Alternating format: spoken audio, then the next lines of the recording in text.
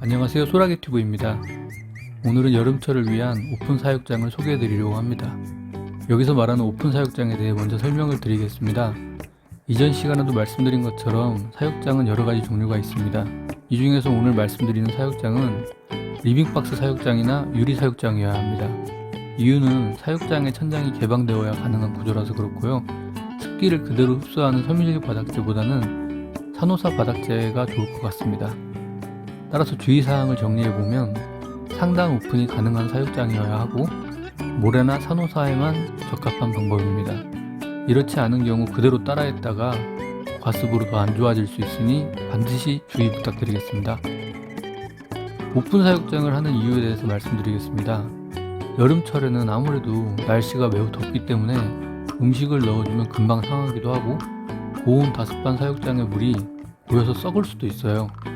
또한 여름철만큼은 자동온도 조절 장치에 의해서 온열등이 켜지는 일도 적긴 하죠. 그래서 오픈을 시키고 사육을 하면 좋은데 오픈을 하고 사육을 할 경우에 습도 관리가 어려워지게 됩니다. 그렇다 보니 이 습도를 관리하기 좋은 방법을 찾게 되었습니다. 먼저 한 달 이상 테스트를 해본 결과 제가 사용해보니 좋은 방법으로 느껴졌기 때문에 영상을 한번 준비해봤습니다. 오픈 사육에서 가장 핵심이 되는 건 바로 파충류 가습기입니다. 제가 사용하는 제품은 이건데요. 반드시 이 제품을 써야 되는 것은 아닙니다. 대신 이렇게 호스가 달려있는 가습기를 말씀드리는 건 맞습니다.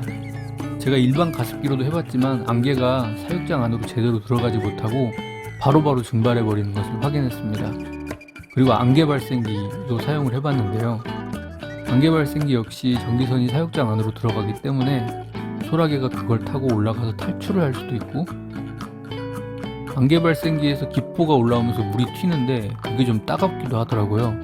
그래서 소라게 사육장에 사용하기에는 애매하다는 생각이 들었습니다. 따라서 이것저것 다 해본 결과 파충류 가습기를 추천드리고요. 검색창에 파충류 가습기를 쳐보시면 여러가지가 있으니 호스가 달려있는 형태로 잘 구매하시고 사용해보시면 될 것 같습니다. 저는 사자 유리 사육장을 사용 중이고 이렇게 뚜껑이 천장으로 개방되는 구조입니다.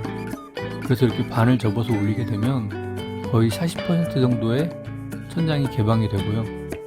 가습기가 사육장 전체적으로 안개를 뿌리게 되고 이 안개들 중에 일부는 뚫려있는 천장을 통해서 바로 증발되겠죠. 그리고 또 일부는 바닥에 내려앉아서 바닥재를 촉촉하게 유지시켜줍니다. 그래서 이렇게 촉촉함이 유지될 때 사용되는 바닥재가 바로 호주모래고요. 모래나 산호사여야 되는 이유가 여기 있다고 보면 될 것 같습니다. 만약 이 바닥에 내려앉는 안개가 섬유질 바닥재를 만나게 된다면 계속해서 안개를 흡수하려고 할 것입니다. 그러면 어떻게 될지 다들 짐작이 되실 거예요. 섬유질 바닥재라고 하면 코코칩이나 코코피트, 아스펜 베딩 같은 건데요. 물을 뿌리거나 반죽을 하면 어느 정도 바닥재가 젖으면서 물을 흡수하게 됩니다. 여기서 섬유질 바닥재와 호주모래의 차이를 가장 쉽게 설명을 드려볼게요. 옷은 물에 담그면 젖게 되지만 돌은 물에 담궈도 젖지 않고 물이 묻기만 하죠. 옷도 섬유질이고 돌 역시 잘게 부수면 모래가 되기 때문에 이해가 쉽도록 설명을 드려봤습니다. 따라서 모래에 묻은 물은 모래와 모래 사이에 고여있는 것일 뿐이고 섬유질처럼 바닥재 자체에 흡수를 하진 않겠죠. 호주모래의 경우도 모래이기 때문에 물을 흡수하진 않고요. 과습이 되어도 물의 오염도는 섬유질보다는 적다고 볼 수 있을 것 같네요. 특히 오픈 사육장이기 때문에 상단을 개방해서 상시로 환기가 되고 있으니까요. 따라서 이렇게 상단 오픈되는 구조의 사육장에 모래나 산호사를 사용하고 계시다면 이 방법을 강추드립니다. 대신 이 방법에도 단점들이 있으니 이 부분도 미리 알고 시작하는 게 좋으실 것 같습니다.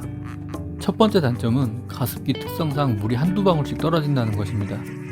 근데 이건 사육장보다 제가 가습기가 밑에 있으면 좀 덜할 것 같긴 해요.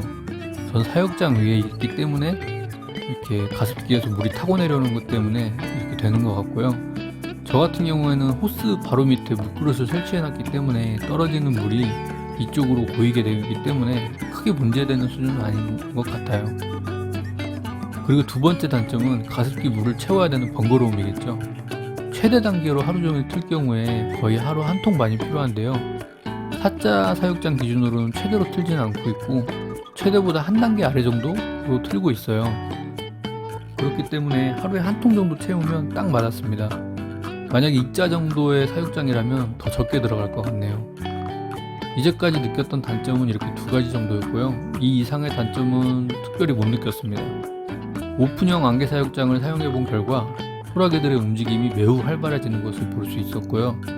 사육장 안에 안개가 꽉 차 있을 때는 정말 새벽에 안개가 낀 것 같은 그런 장관도 느낄 수 있었습니다. 만약 이 영상을 보시고 도전해 보실 분들이 계신다면 사용하기 위한 조건들이 모두 해결된 후에 도전을 부탁드리겠습니다. 국내 육지 소라게 시장이 매우 작은 규모이고 자료도 많이 부족한 것 같아요. 그래서 유튜브를 시작하게 되었었고요. 부족하지만 제가 알게 된 지식들을 이 채널을 통해 많이 공유해 드리고 싶습니다. 구독과 알림 설정 해주시고 앞으로도 많은 관심 부탁드리겠습니다. 그럼 시청해 주셔서 감사드리고요. 다음 편에서 뵙겠습니다.